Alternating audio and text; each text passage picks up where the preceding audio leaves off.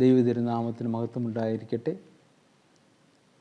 നമ്മൾ ഒരുമിച്ചുള്ള ധ്യാനത്തിനായിട്ട് സങ്കീർത്തനങ്ങൾ 51 മുതലുള്ളതായ വാക്യങ്ങൾ, സങ്കീർത്തനം 51 മുതൽ 6 വരെയുള്ളതായ വാക്യങ്ങൾ ദാവീദിൻ്റെ അനുതാപമാകുന്നു.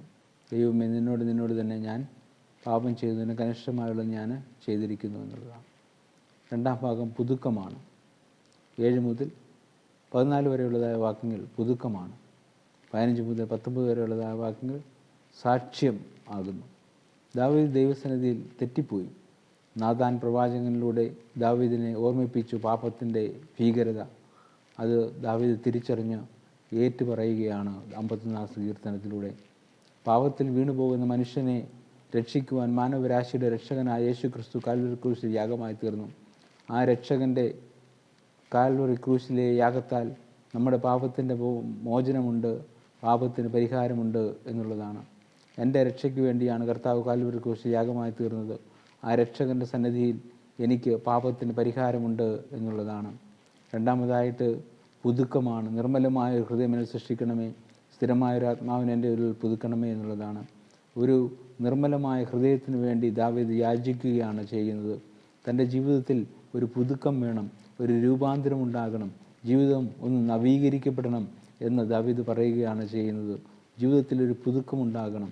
നമ്മുടെ ജീവിതത്തിൽ എന്നും ഒരുപോലെ ആയിരിക്കുകയല്ല, പിന്നെയോ ദൈവത്തോട് ചേർന്ന് പുതുക്കം പ്രാപിച്ച് അനുഗ്രഹിക്കപ്പെട്ട ജീവിതം നയിക്കുവാനാണ് ദൈവം നമ്മളെ വിളിച്ചിരിക്കുന്നത്.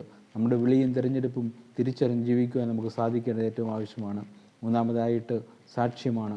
എൻ്റെ നാവ് നിൻ്റെ നീതിയെ പ്രഘോഷിക്കും എന്നുള്ളതാണ്. എൻ്റെ നാവിലൂടെ നിൻ്റെ നീതിയെ പ്രഘോഷിക്കും എന്നുള്ളതാണ്. യേശുവിനെക്കുറിച്ച് മറ്റുള്ളവരോട് പറയുവാനുള്ളതായ ആഗ്രഹം ദാവീദിനുണ്ടാവുകയാണ് ചെയ്യുന്നത്. മറ്റുള്ളവരോട് ദൈവത്തെക്കുറിച്ച് പ്രഘോഷിക്കുവാനുള്ളതായ ആഗ്രഹം ഉണ്ടാവുകയാണ്. എൻ്റെ നാവ് നിൻ്റെ നീതിയെ പ്രഘോഷിക്കുമെന്നുള്ളതാണ്. ഓരോ വിശ്വാസിയും ദൈവവചനം പ്രഘോഷിക്കുവാൻ കടപ്പെട്ടവരാണ്. ദൈവത്തെ അറിഞ്ഞവർ, ദൈവത്തെ വിശ്വസിക്കുന്നവർ മറ്റുള്ളവരുടെ ദൈവത്തെക്കുറിച്ച് പറയുവാൻ കടപ്പെട്ടവരാണ്.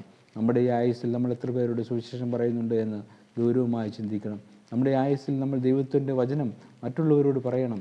ദൈവത്തിലേക്ക് മറ്റുള്ളവരെ അടുപ്പിക്കണം. ദൈവത്തോട് ചേർന്ന് ജീവിക്കുവാൻ നമ്മൾ അവരെ സമർപ്പിക്കണം. നമ്മൾ അവർക്ക് വേണ്ടി പ്രത്യേകം പ്രാർത്ഥിക്കണം.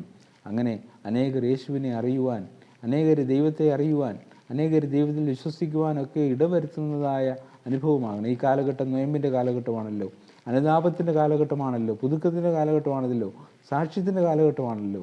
നൊയമ്പ് നമ്മളെ അച്ചടക്കം പഠിപ്പിക്കുകയാണ്. നമ്മൾ ചില ആഹാര പദാർത്ഥങ്ങൾ വെടിയുന്നതിലൂടെ അച്ചടക്കത്തിലോ നമ്മൾ ജീവിക്കുന്നു. നമ്മൾ ദൈവത്തോട് ചേർന്ന് ജീവിക്കുന്നു. ഉപവാസത്തോടും പ്രാർത്ഥനയോടും കൂടി ജീവിക്കുന്നതായ അനുഭവമാകുന്നു. അതുകൊണ്ട് ദൈവത്തിൻ്റെ കാര്യങ്ങൾ നമ്മളെ തന്നെ സമർപ്പിക്കാം. ദൈവം നമ്മളെ അനുഗ്രഹിക്കട്ടെ. ആമീൻ. കർത്താവായ യേശു മിശിഹായുടെ കൃപയും ദൈവത്തിൻ്റെ സ്നേഹവും പരിശുദ്ധ റുഹായുടെ സംബന്ധ സുവാസം വാഴ്വുകളും നാം എല്ലാവരോടും കൂടെ എല്ലാ നാളും ഉണ്ടായിരിക്കുമാറാകട്ടെ. ആമീൻ.